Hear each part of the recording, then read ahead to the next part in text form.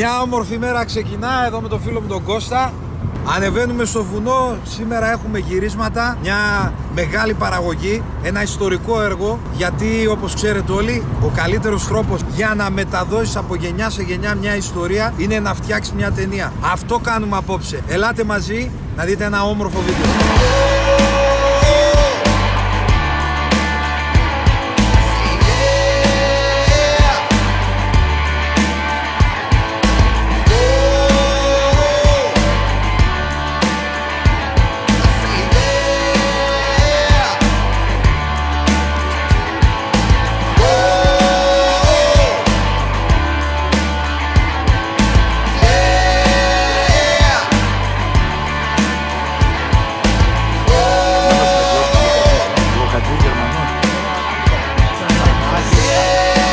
Χωρίς popcorn δεν πάει.